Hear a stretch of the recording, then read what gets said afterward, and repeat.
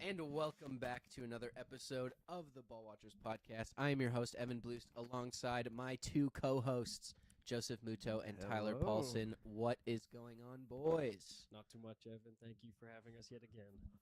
Oh, it is my pleasure. It is our pleasure to be here with you today for yet another episode of the Ball Watchers podcast. We are inching ever closer to 150 episodes, almost at 200. Well, not really almost at 200, but we're getting even closer to 200. I can't believe we've been doing this for almost 150 episodes. It's pretty insane.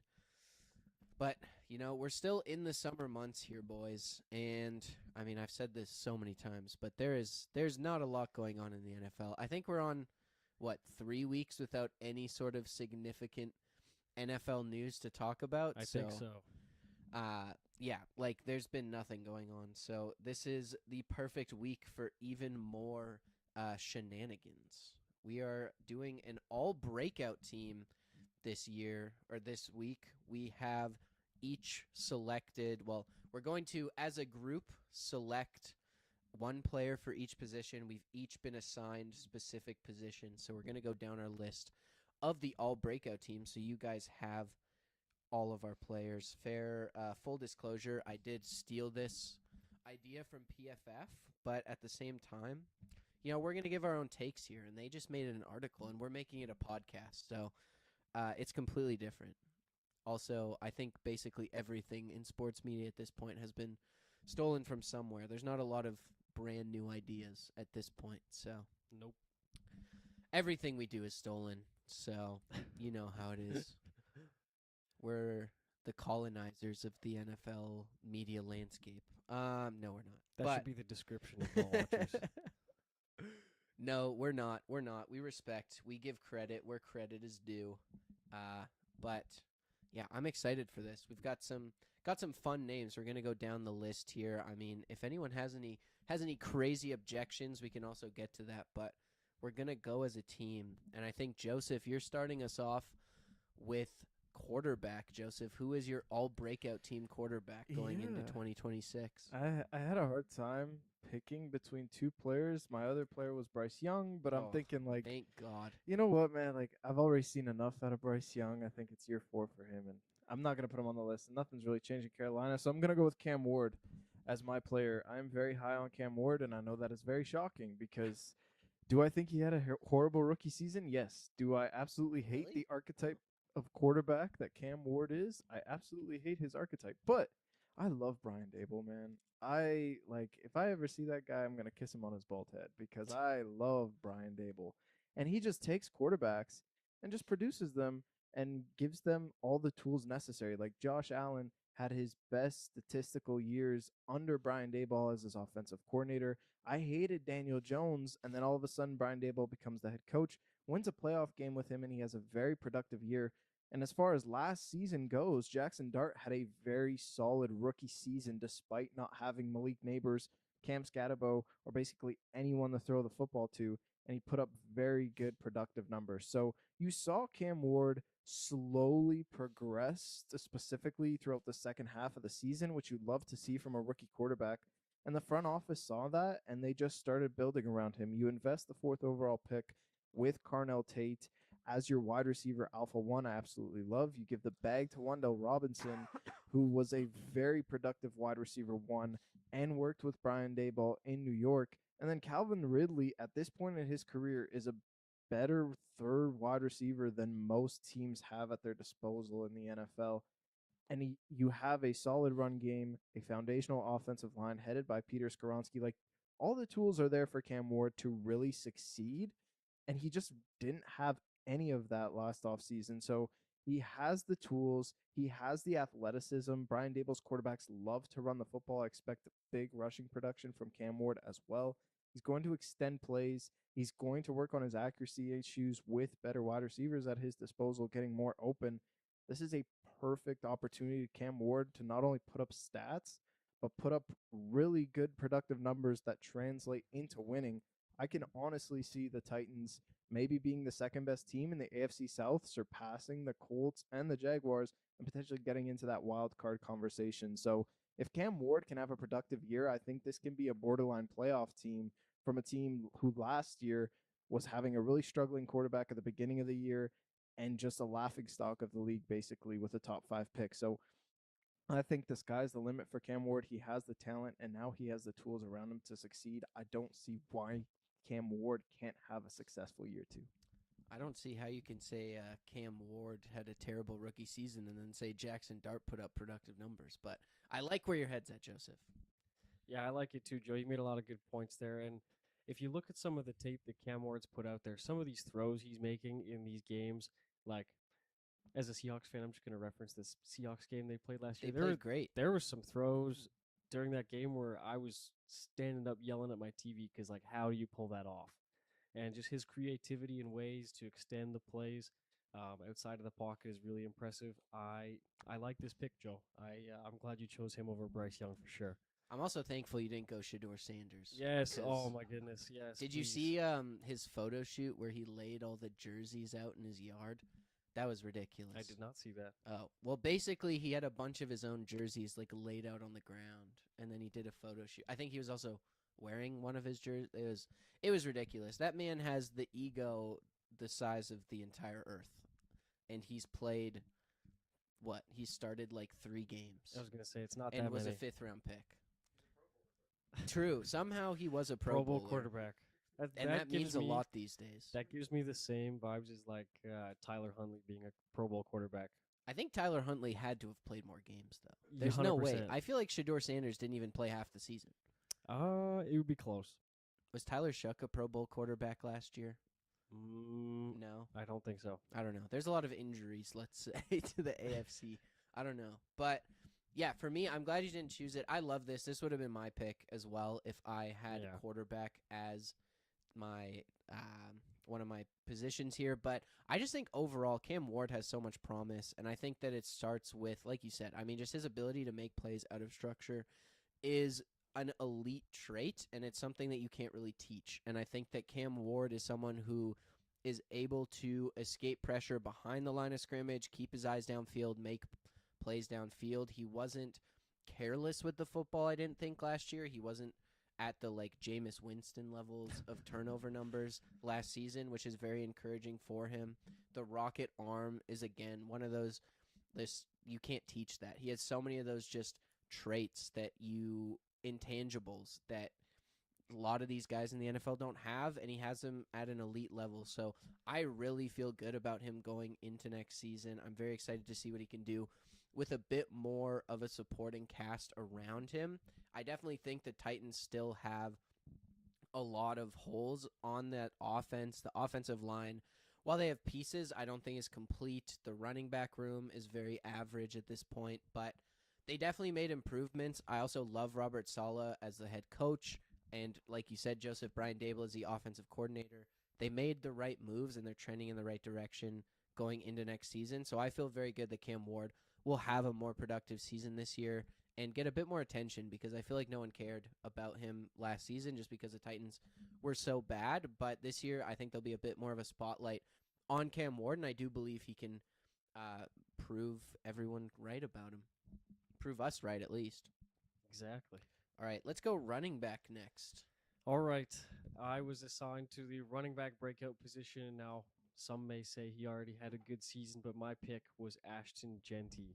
I think this year, under the Clint Kubiak offense, he is going to just absolutely explode. Obviously, he had a great season last year. I don't know off the top of my head how many yards he had total It's like or rushing. 1,100, Yeah, something I think, like that. So, like, rushing. really, for a rookie in his situation with that Raiders offensive line, really not bad at all. But obviously, a Clint Kubiak offense is better than a Chip Kelly offense. And now you have him as your head coach as well. So he's kind of running the whole show, which will be really nice. I think that for running backs, most of the time when you have a guy who produces like that in his rookie year, you kind of see an upward trend in production his second year. And just when you think back to, I feel like I always reference Seattle when I'm on the podcast. But Hey, man, it's your team. it is. Like last year, Kenneth Walker split carries with Zach Charbonnet. And I actually think he got the minority of the carries compared to Charbonnet throughout the season. And Kenneth Walker still had a 1,000-yard rushing season. And I actually couldn't name who's the running back 2 behind Ashton Genty, so you already know he's going to be the kind of workhorse of that offense. And I just think he's going to do so well. I think the structure of the offense is going to resolve some of those offensive line issues that they might have had last year. Um, and with, well, I guess we don't know who's going to be starting at quarterback, but it'll be kind of nice for him in the pass game as well. I feel like we in Seattle involved their running backs a lot in the pass game last year. And overall, I think this is just going to be a great year for Ashton Genty. I'm really excited to see what he's going to do.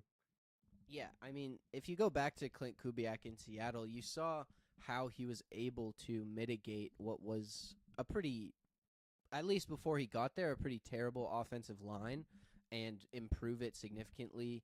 And really just having such a weak link in an Anthony Bradford last season, it really didn't hinder them offensively very often. And I feel like that's exactly what you need to do with this Raiders team because their offensive line was horrible last year. And I feel like it was worse than the sum of their parts because you still have Jackson Powers Johnson there. You still have Colton Miller, and it was a disaster. That entire offense was a disaster. So it can only go up from there. And while Genty is someone who did have a solid season last year, I think it was still below the expectations of what people thought he would do going into the season. So I feel like he has a lot of room to break out because he's a guy who we thought had the potential to be a top 5 running back in the league coming into the NFL, and he definitely was not that last season. He wasn't terrible, but he was not great, and I think that you could see him having a significantly better season this year with a bigger role in the offense and just more impact on the Raiders team as a whole because I feel like it just didn't matter what Ashton Genty did because the Raiders were not winning games regardless because that team was just so horrible. But they've added a lot of pieces. Clint Kubiak, I think, is a great hire, especially for that offense. So I feel like the parts around Genty have improved enough that he can, just get better. 1,400 yards, like more touchdowns, like you said, getting involved in the passing game. The other guy I thought of for this was from that same draft class in O'Marion Hampton, just because very similar thing. Part of it for him is he missed part of the season with an ankle injury. I think he still had 1,000 yards, but he was electric last season when he was on the field. He had some huge runs, and I love the way he plays football, and adding Mike McDaniel to that offensive staff is going to be huge for the Chargers as well. I just think he's another guy who's going to be the workhorse, and your Mike McDaniel, his bread and butter is the run game. O'Marion Hampton's going to have just open holes and get the ball a ton. So I think Hampton's another guy you could consider here, but I do like Genty as the pick. Yeah, I love Genty as well. And I think a lot of people were disappointed last year because he had so many carries and not a lot of production. But I don't think that's a fault to Genty. I just think that's a fault to Pete Carroll. It's just like, give him the ball and then let's see what happens. But there's no design runs for him. So I think Clint Kubiak just being like more exotic than his running attacks is going to really help Genty with the ball. And also a huge part in this is Tyler Linderbaum. I think Tyler Linderbaum changes everything at the center position. He's such a great pulling center as well that he's going to open not just the A and B gaps, but also the C gaps for Ashton Genty. I just think running behind him, Derrick Henry's had so many successful years behind Linderbaum with Baltimore, and I think Genty can get to that same level. They do add Mike Washington in the draft, which I don't think is going to take away his carries, but at the same time, it's just going to get him refreshed. So at least he has someone behind him sort of playing like a Keaton Mitchell role or Justice Hill role in Baltimore. So something like that where you're not going to take touches or significant touches away from Genty, but just enough to keep him fresh. So I think Genty is a great pick here. He has a lot more tools at his disposal to get to that Boise State level that he had 2 years ago. I just looked this up. Ashton Genty, he rushed for 975 yards last season, and he had 816 yards after contact. So That's crazy. That's the percentage of yards after contact relative to his overall production is pretty staggering, and that just shows you how terrible the offensive line was for Genty. I mean, that basically means he was getting hit not even a yard before, probably at the line of scrimmage most of the time. Yeah. And he was making plays after contact almost every single time he touched the football. So I feel like that's a great pick. He didn't even have 1,000 yards, so he's definitely in a place for a breakout. And I think that that statistic just proves it. That is horrible. Well, it's impressive that he had that many yards after contact, but that just shows you how horrific the Raiders were last season. Yeah, that offensive line was poor, to say the least. Yeah, exactly. All right, next up is tight end. I was tasked with having or choosing the tight end for this team, and I think, Joseph, it was a no-brainer as being on this podcast as long as we have and doing this as long as we have. It had to be Isaiah Likely. We've been waiting for this for, 3 seasons now? 2 seasons at this point, but this feels like the year because Isaiah Likely has left the Baltimore Ravens. He's left the Mark Andrews behind, and he slots in probably as the Giants' tight end number 1. Obviously, Theo Johnson was there last season, and he was very solid, but they're very different players. Theo Johnson is much more that inline tight end, whereas Isaiah Likely is a bit more of that slot kind of tight end. And the Giants have a huge hole at receiver right now, as you saw by them signing Odell Beckham Jr. and Juju Smith-Schuster slightly earlier in the offseason. So Isaiah Likely definitely has a lane to play, even if it is in more of a slot role, because they're so thin at receiver. Even if Theo Johnson is on the field, 2 tight end sets, 3 tight end sets are also becoming a lot more common. Their offensive coordinator, one thing that very much is encouraging to me is he's brought there by John Harbaugh. I feel like John Harbaugh wouldn't have taken him from the Ravens if he wasn't planning to use him in this offense. John Harbaugh also hires Matt Nagy as the offensive coordinator, a guy who's worked with Travis Kelce on multiple different occasions, and I think is a guy who knows how to utilize tight ends. Jackson Dart is definitely someone who needs to be able to throw underneath to safety blanket kind of targets like Isaiah Likely. And I just think when you think of Isaiah Likely, we've seen what the potential is with this guy. Like, he's so athletic, he's large and fast, and can make really impressive catches. And I feel like he just really didn't get the opportunity in Baltimore last season. 27 receptions, I think 36 targets for 300 yards and 1 touchdown. He really just wasn't like a part of the offense last season in Baltimore. And I feel like this is the year that Isaiah Likely finally gets the volume that we've been waiting for, and he'll kind of show the league what he's made of. Yeah, Evan, I think this is a great pick. I think back to in Baltimore, I believe it was the year before last year, there was a stretch of time where Mark Andrews was hurt, and we really got to see Isaiah Likely play a lot of football. And I remember, at least in fantasy, I was itching to pick him up because it felt like every week he was getting like at least 50, 60, 70 yards, touchdown or 2. And his athleticism was really on display on the field, and you kind of got to actually see it for the first time because, like you said, he's just hiding behind Mark Andrews most of the time. And you made a great point by saying John Harbaugh definitely like wants him there and wants him to be involved. Like, there's no other explanation for him bringing him to New York. And I think he is going to overtake Theo Johnson as that tight end 1 position. Personally, just because of his athleticism and his ability to stretch the field a little bit, because he is a bit of a faster tight end, and then kind of be able to use Theo Johnson as that kind of blocking role tight end. Obviously, he's still a great receiver, but kind of being able to put a bigger, like thicker, if you will, body on the offensive line to help out that offense as well, protect Jackson Dart. And I like this pick, Evan. Thank you. Yeah, I really like it too. We've both Of course been you huge do, Isaiah Joe. This is Likely our fans. guy. Yeah, it's our guy. Theo Johnson's also my guy, so I'm a bit scared of that. Canadian brother. Yeah, I know. But at the same time, like, to start the season, Isaiah Likely is your wide receiver 1. Like, to me, Malachi Fields would be the best wide receiver on this team, taken in the 4th round out of Notre Dame, but there's literally no one. Lord.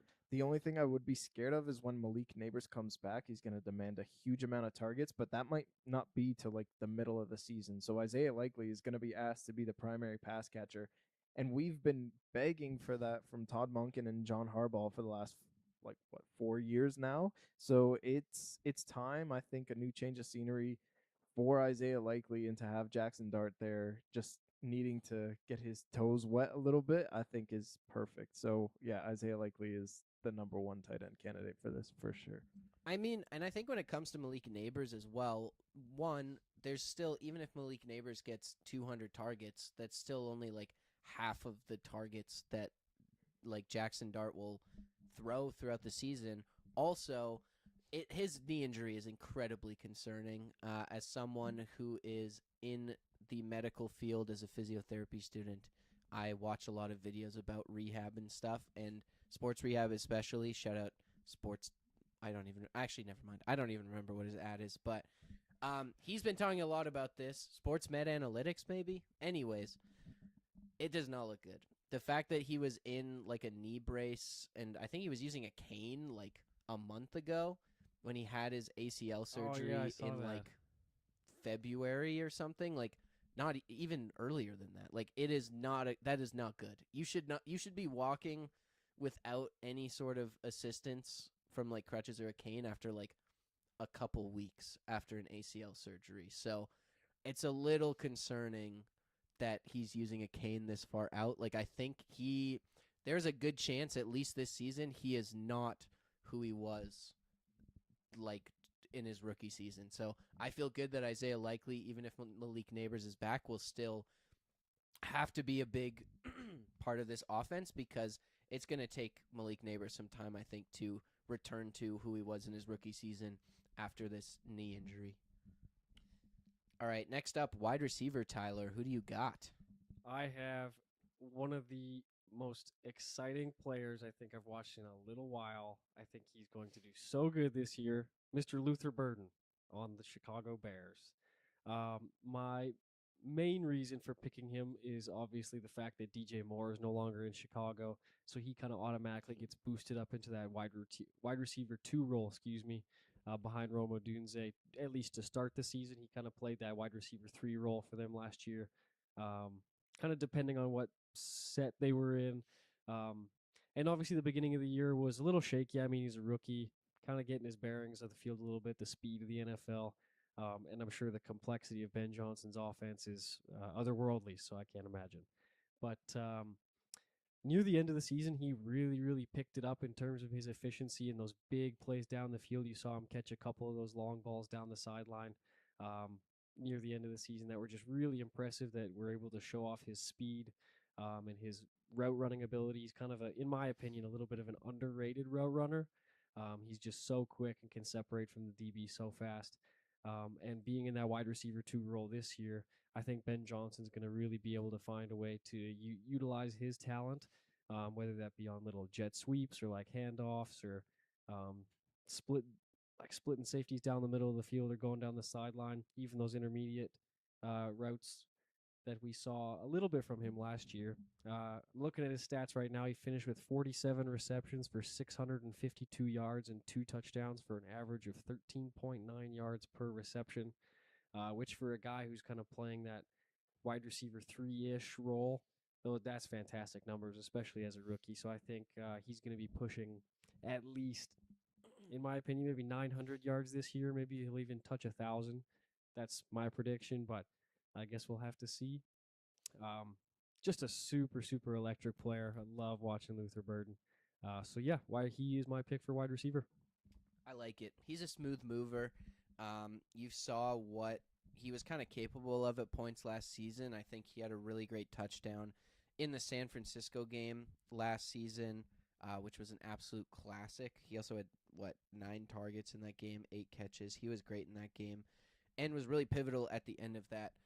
I mean, DJ Moore also had 85 targets last year that are completely up for grabs without the Bears really adding anyone else in that room. Obviously, I think some of those targets are going to go to Colson Loveland, who they drafted in the first round, but Luther Burden projects to be their slot receiver next season and potentially their number 1 receiver because Rome Odunze definitely had his moments, especially early in the season last year, but I think he was injured, to be fair, but he really didn't seize it throughout the season. So I think that that's still a competition. It's still completely up for grabs. Those 85 targets could really go anywhere. And if you look at the last 7 games last season, 5 targets, 5 targets, 6 targets, 6 targets, 7 targets, 9 targets, 4 targets. He became, and that last game of the season, I'm pretty sure was pretty much nothing, pretty meaningless for the Bears going into the playoffs. So I would even ignore that if you take those 6 weeks before. He was clearly getting more and more involved in the offense, that culminating in that week 17 game against the 49ers with 9 targets. So I think that the path is clear. It's already kind of been like foreshadowed at this point with the way he was used down the stretch last season. So I feel really good about Luther Burden going forwards. I think he's a guy who could really increase his, like, double his target share going into next season, and he was incredibly efficient. 13.9 yards per catch is a really, really good number for a receiver, and I think that he has all the opportunity in the world to become the Bears' number one receiver, frankly.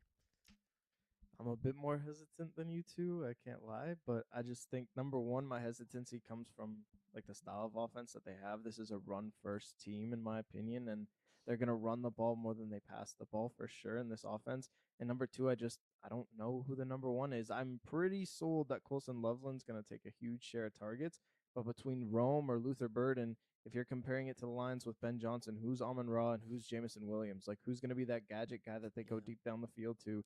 And who's going to be that alpha one.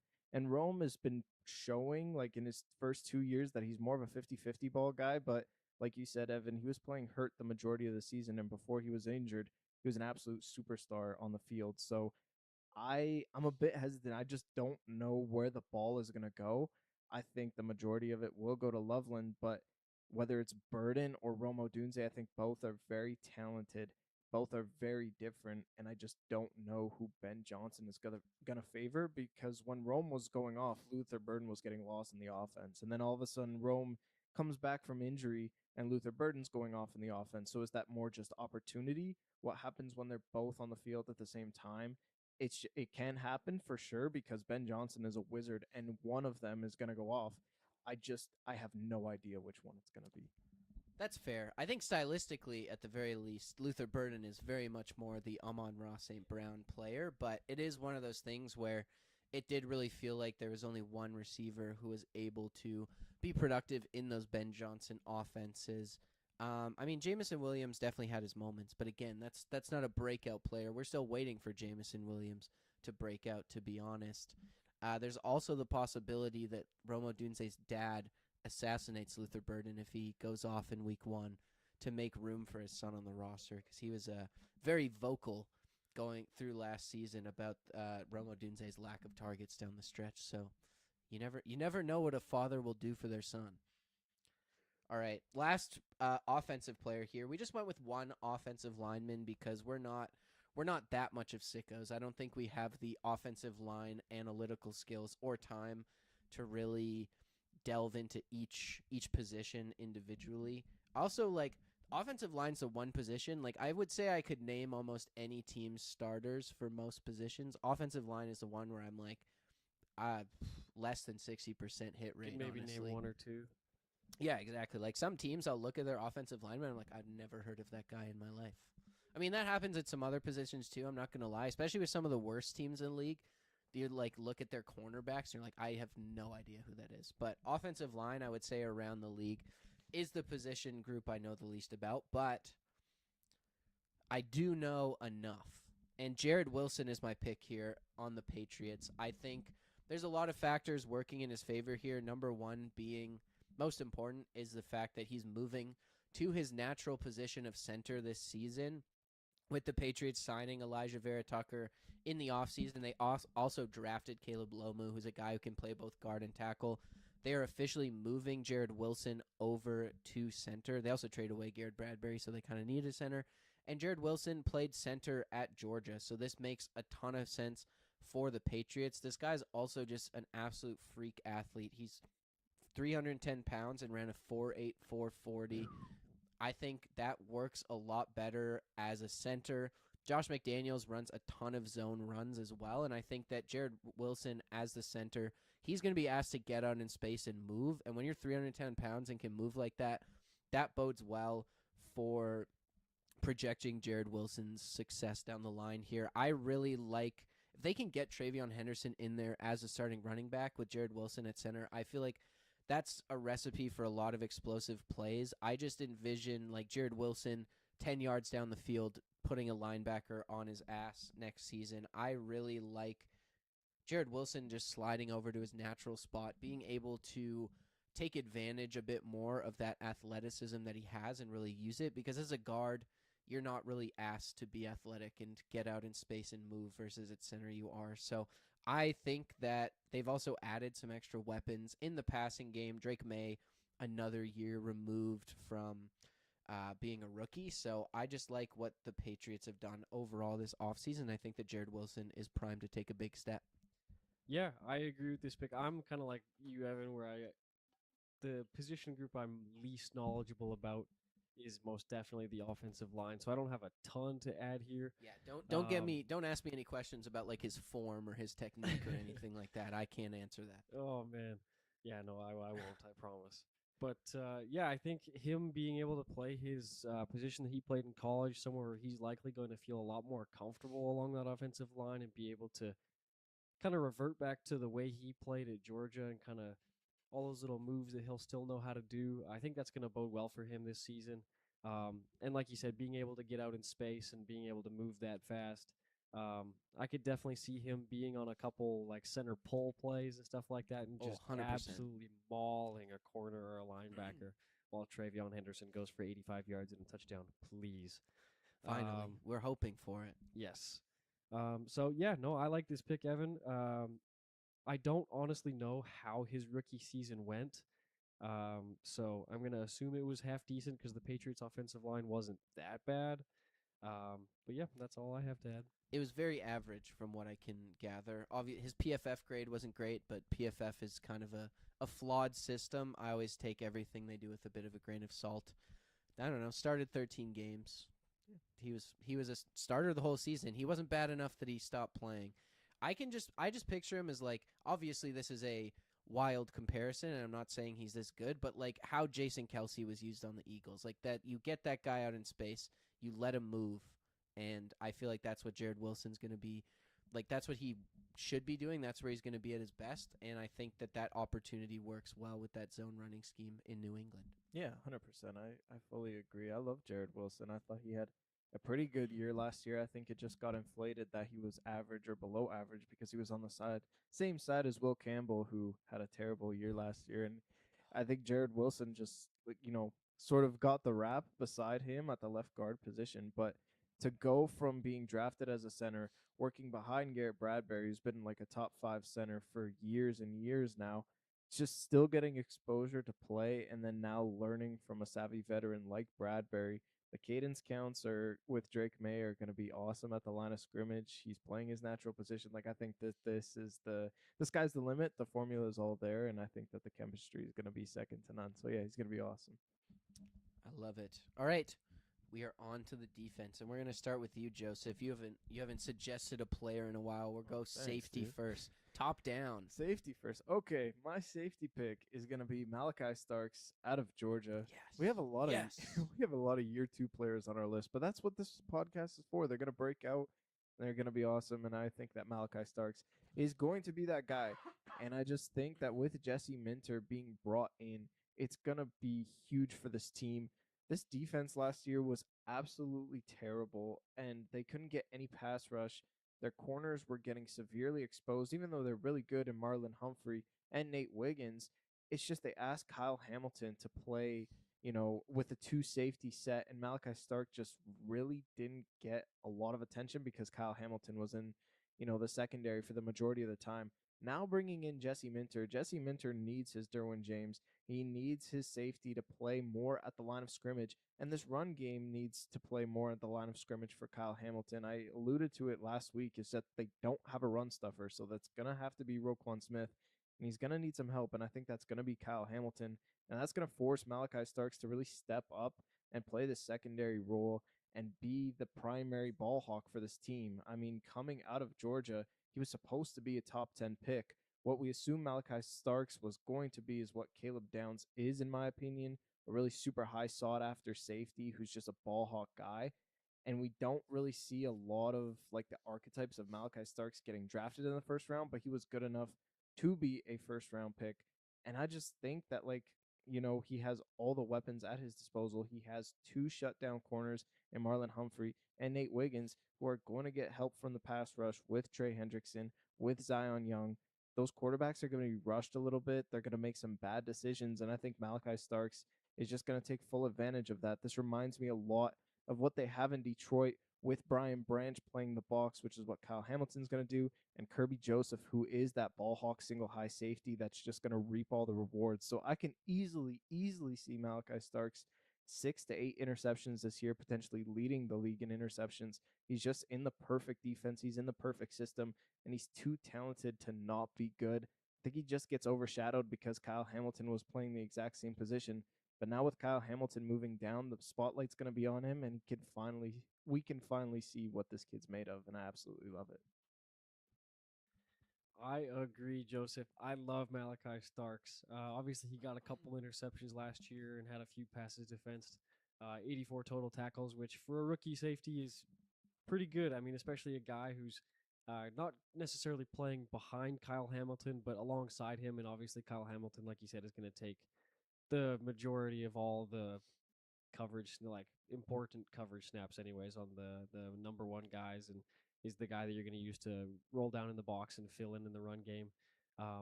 But yeah, I'm really excited to see what he's going to do in this Jesse Minter defense. I think that's a great hire for the Ravens.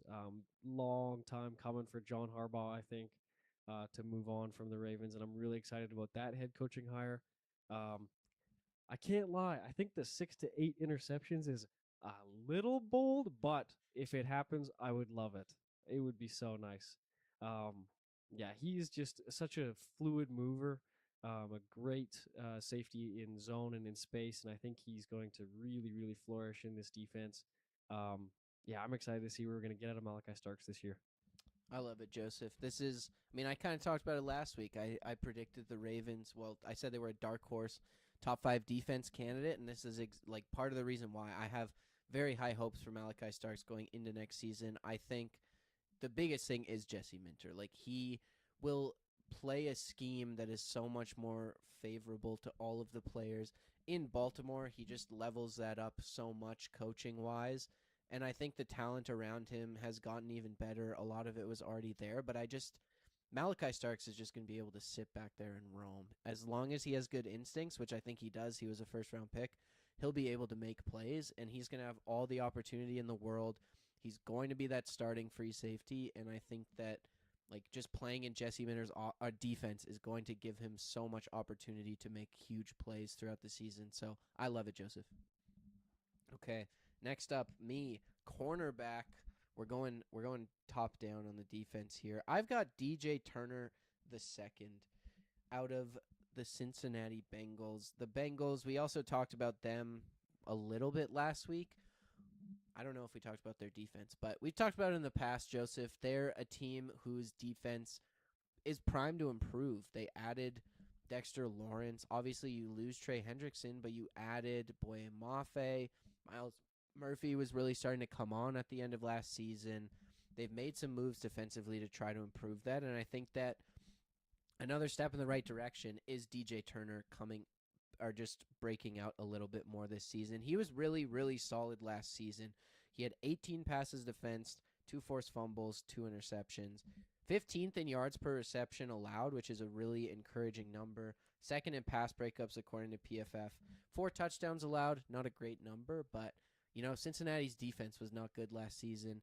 The other thing is he just has that athletic profile that you look for in a corner. He's tall, he's long, and he ran like a 4.3 40-yard dash or something coming into the NFL. So I feel like he has the athletic tools. He's definitely kind of on the precipice here, but the biggest thing that stands out for me is 15th in yards per reception allowed last season and those 18 pass breakups. He's around the ball all the time. He's not letting receivers break tackles and get yards on him. He's not getting beat deep down the field often. So I feel like DJ Turner could really turn it on next season. If the Bengals are in a bit more of a playoff spot, he might get some more recognition, and I think he could have a really, really good season.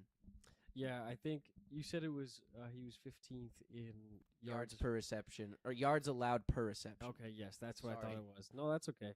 I think when you play on the Cincinnati Bengals, specifically on the defensive side, and you can put up those numbers as well as 18 passes defensed, you're obviously doing something right because 99% of the time the other people on the Bengals defense aren't doing their job.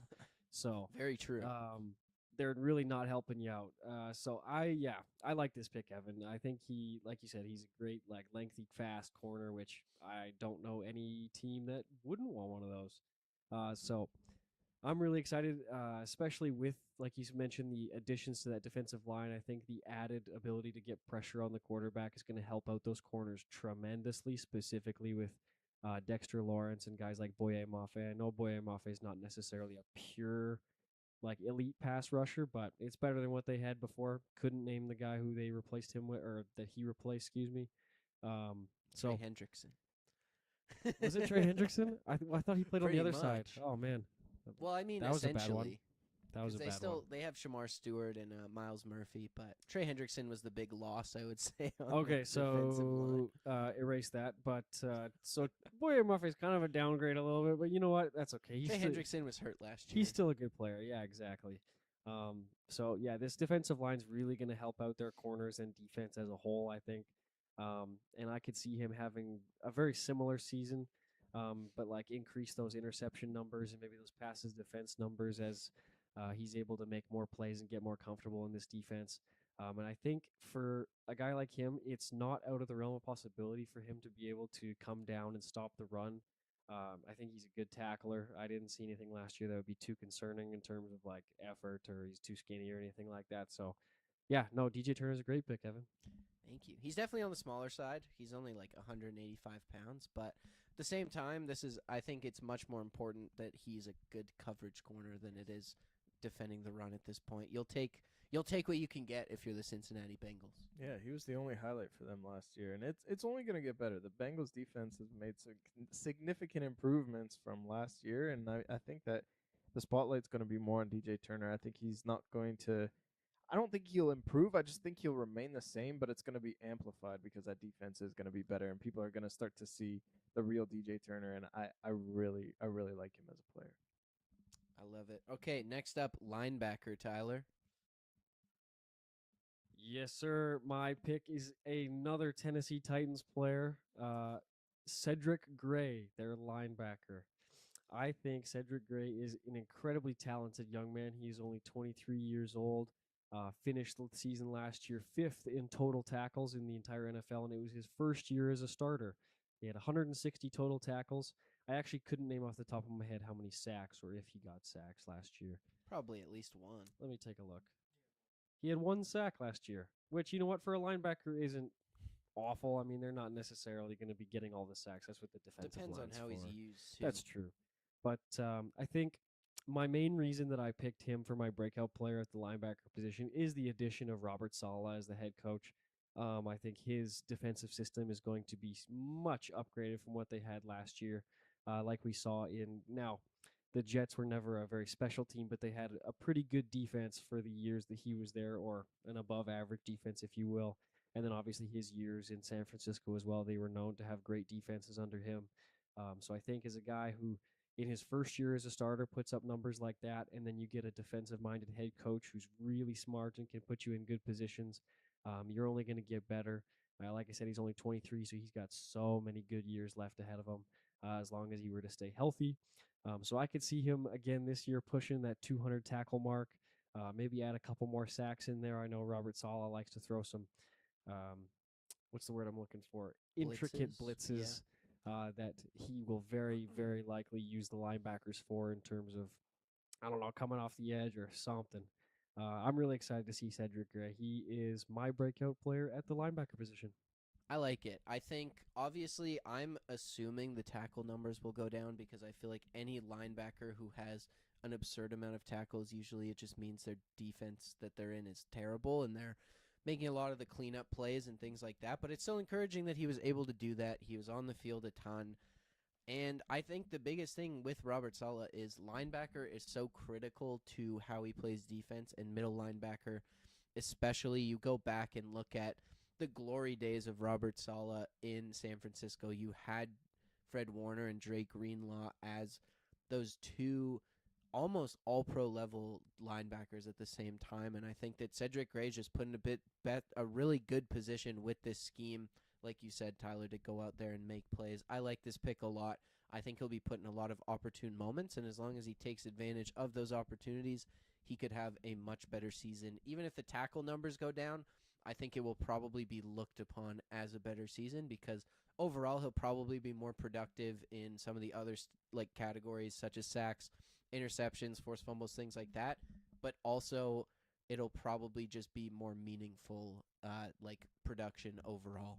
Yeah, exactly. I think Robert Saleh is almost a linebacker whisperer. Even when he was in New York, Quincy Williams had some of his best seasons. He was an elite linebacker at the time. Got Jamie and Sherwood paid. Yeah, exactly. I mean, last year Robert Saleh was working with 6th round pick linebackers, and they were looking incredible in his system as well. So, I think that he's only going to improve from here. 99 solo tackles, was second in the league last year in solo tackles, which was absolutely crazy for him as well. So, I mean, it might even go up. Tavondre Sweat being lost in the middle. I mean, if they hit the A and B gaps and Jeffrey Simmons the only guy there, it might even go up in the tackling department. So you never know. I am excited to see this guy.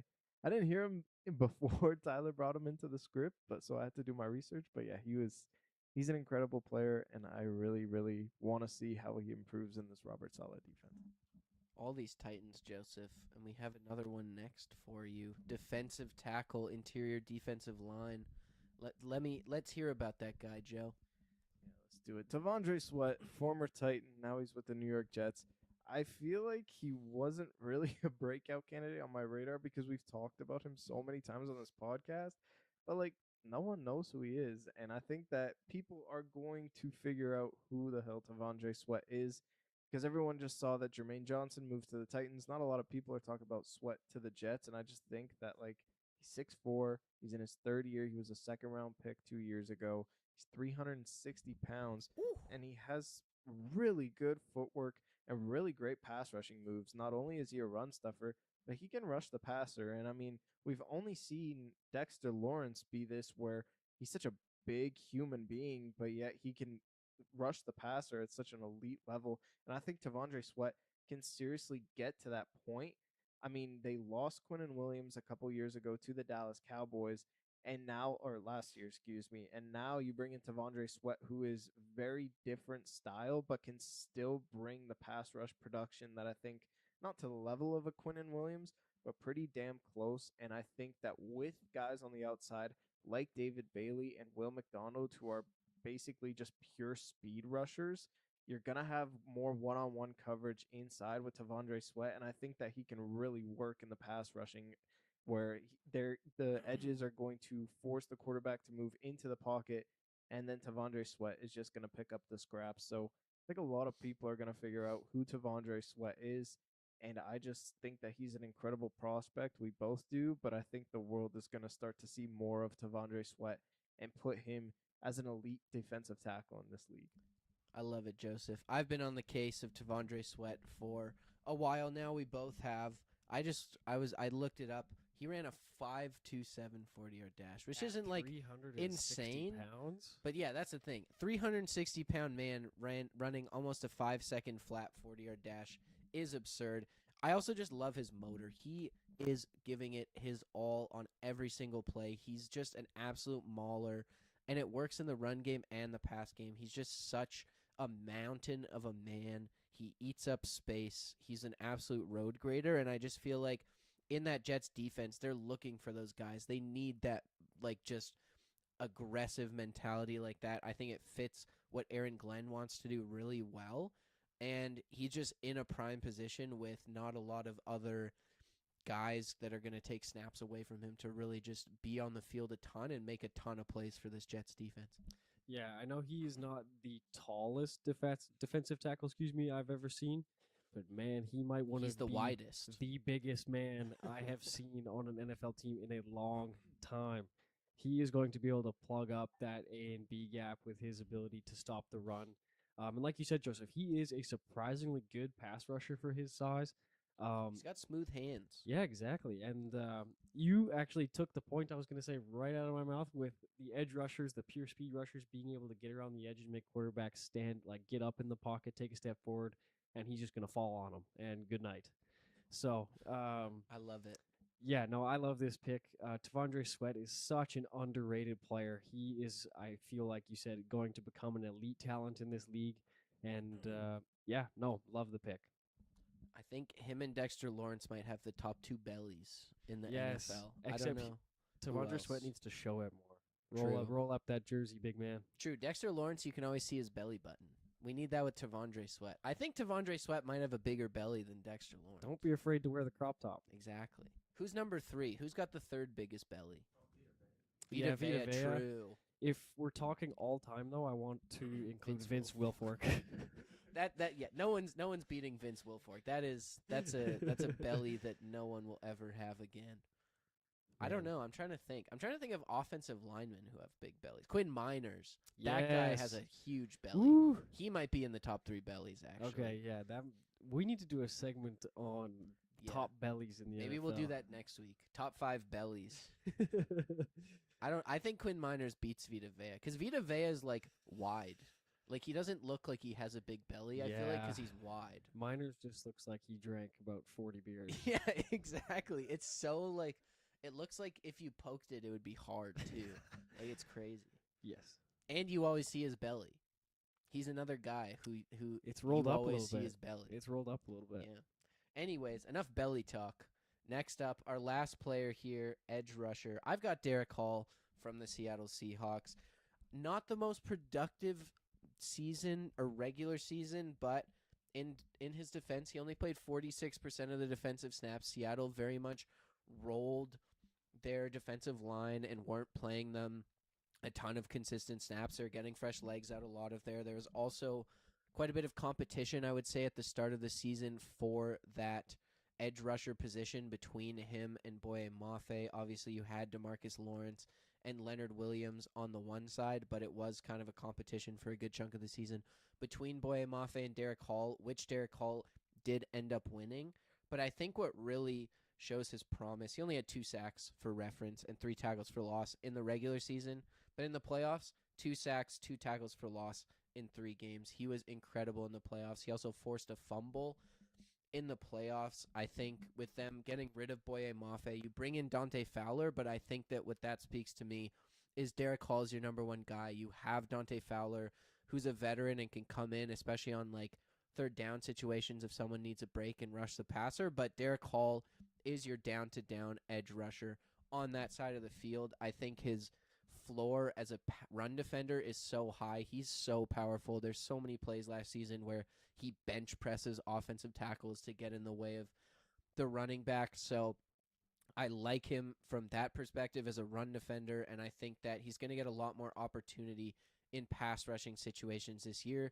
He's ferocious, man. I think his strength allows him to bull rush players really effectively, and he's a guy who's pretty small. He's still quite quick, and I think that he can turn that bull rush into a speed rush very effectively. I think he's going to get a lot more opportunity next season. I think that snap count's going to go up significantly, probably in the closer to the 70% range next season, and I could see him easily having 10 sacks next season, as well as I don't know, tackles for loss as well is going to be huge, because I think, number one, that Seattle defensive line is just great all around, but he is just so strong. He's able to set the edge in the run game. I think that's going to be a huge upgrade as well for him next season. Yeah, I agree. With the snap count and everything, the only thing that concerns me is just in the Mike McDonald defense. That's just what he does, is he rotates. Yeah. But you make a great point by saying Dante Fowler, and I agree. He could come in as kind of that third down guy. He's a lot faster, more of like a pure edge rusher in terms of like sack production than Derek Hall. But like you said, he is one of the strongest dudes I have ever seen in my life. Especially for his size. Yes. He's not a big edge rusher. No, he's like, what, 6 foot, 260? Something like that. He's got the weight, but he looks small. Yeah, he's not super short. But you know what? That is almost an advantage for him, because he's able to get up under these taller offensive linemen and just throw them to the side. Like, there's been countless plays last year where I saw him bull rush with one hand, and like the offensive lineman is going backwards, like right off the snap. So I love Derek Hall. I think this is a great pick. He definitely is going to get some more opportunity next year. In the Super Bowl, he was absolutely phenomenal. Just an absolute game wrecker. I think his 2 sacks in the playoffs came from the Super Bowl, as well as the forced fumble. So Yeah, just a guy who's still young, just signed a new deal with Seattle, so he'll be there for a long time under Mike McDonald. Um, yeah, he is also a great run defender. I love his ability to kind of work outside, then move back inside if the running back sees that he's set the edge and trying to cut back inside. He's got the quickness and the footwork to be able to get back in there and pile up on the running back, which is so impressive for a guy his size who's a little bit smaller, so he's kind of naturally a little bit quicker. Um, yeah, no, it works out great. I love Derek Hall. 10 sacks would be lovely. My prediction is 8.5. I'd be fine with that. That's still a huge improvement. Gosh, man. I don't know. I'm not buying in yet. Y'all have been looking for a defensive end since Michael Bennett and Cliff Averill, and that Hey, was man, 13 Frank years Clark ago. had 13 and a half sacks in 2019 or something. Jeez, man, it's been a long, long time, and I just don't know, man. I just think it comes from the defensive tackles, and like you said, Mike McDonald's gonna rotate them. It's just I don't really need him to be productive. Those 2 sacks came against Will Campbell. Like, okay, I don't really know. He didn't really wow me in the regular season. Only 2 sacks, and I didn't watch as much Seattle football as you guys have. But he's just a luxury piece. He's just there. He's gonna have a couple sacks. I think he'll have 4 or 5 sacks, and it'll be okay. The true stars come from the inside and with DeMarcus Lawrence, and I think that's all they really need. So I don't think he'll be featured as much as those other guys for him to truly break out with his athletic potential. Who would you have in this role, Joseph? Like in Seattle? No, as a breakout defensive end here. Do you have any other guys you would put in here? Oh gosh, man. I don't know. Since you hate Derek Hall so much. I'm sorry. My other thought was Dallas Turner. That was the That's big a one great for me. pick. He was That's a I great think he had pick. 8.5 sacks last season. Mhm. I kind of went Derek Hall because I was like, everyone's been talking about Dallas Turner. I Yeah. kind of wanted to give love to another guy. But Dallas Turner, I mean, you trade away Jonathan Grenard, Dallas Turner is going to be the number 1, number 2 pass rusher in a very, very solid Vikings defense under the command of Brian Flores. So that's another guy who's just going to have a ton of opportunity. He was already pretty productive last season. Former first-round pick. I think he's got a lot of he has a chance to be really, really good lit next season. Yeah. I was gonna say Nolan Smith out of Philadelphia. Ooh, I feel like that I we were know. waiting for it last year. Yeah, I was also gonna say Leatu Latu, but we've also been waiting for that. So a couple guys we're still waiting on, but yeah, it's tough. It's tough to pick. It is. Yeah. Oh, okay. Sorry, I thought I No, thought no, you were no. gonna say I something. actually Tyler. was, but I thought you were gonna say something. No, too. That go was ahead. Kind of the only thing I forgot to mention, and I thought of this while Evan was talking about Derek Hall, and I totally forgot to mention it. Is like yes, Derek Hall's sack numbers weren't great all time. Like he had 8 sacks, I think, the year before this year. Um, Derek Hall, I think, gets really unlucky a lot of times. He had 41 pressures Like last he season. gets to the quarterback, and I can't tell you how many times I've seen him stick an arm out, and the quarterback just like shimmies under it, and like just somehow gets away, or he'll have a hand on a jersey, and the quarterback spins out of it, and then one of our defensive tackles finishes Yeah. it. So I think he like does get to the quarterback really efficiently and really well, like you said, with the 41 pressures. That's not a guy who's getting stuck at the line. So I think those sack numbers are definitely going to go up, and that was the only thing I wanted to add. Yeah, I think it was 41 pressures last season and 21 hurries, something like that. Something like So that. pretty solid numbers overall. But yeah, he didn't finish the job, and I feel like when you get pressures like that, it's a pretty solid amount. Those are gonna turn into sacks eventually. Exactly. All right, that does it for this episode. I'll just let's give a rundown of this all breakout team. At quarterback, Cam Ward of the Tennessee Titans. At running back, Ashton Genty of the Las Vegas Raiders. At wide receiver, Luther Burden of the Chicago Bears. Tight end, Isaiah Likely of the New York Giants. Offensive line, we only picked one guy here. We've got Jared Wilson of the New England Patriots. At safety, Malachi Starks of the Baltimore Ravens. Cornerback, DJ Turner of the Cincinnati Bengals. Linebacker, Cedric Gray of the Tennessee Titans as well. Defensive tackle, T'Vondre Sweat, formerly of the Tennessee Titans, now of the New York Jets. And at edge, Derek Hall of the Seattle Seahawks. We can check back in next season and see how correct we were. Well, I'm sure we'll do this again next season. This was very That'd be fun. But we will be back next week with another episode. Tyler, unfortunately, will not be here as he is in Ontario, but Joseph and I will hold down the fort while he is gone and do some training camp storylines. We haven't really touched on the NFL in the present very much in the last few weeks, so it is time to snap back to the present here, boys, and we will do that next week. But until then, thank you very much for listening. Make sure you follow us on Instagram at BallWatchersPod, on TikTok at BallWatchersPod, and subscribe to our YouTube at BallWatchers. We live stream every episode over there. Yeah, until next time, stay up, Ball Watchers.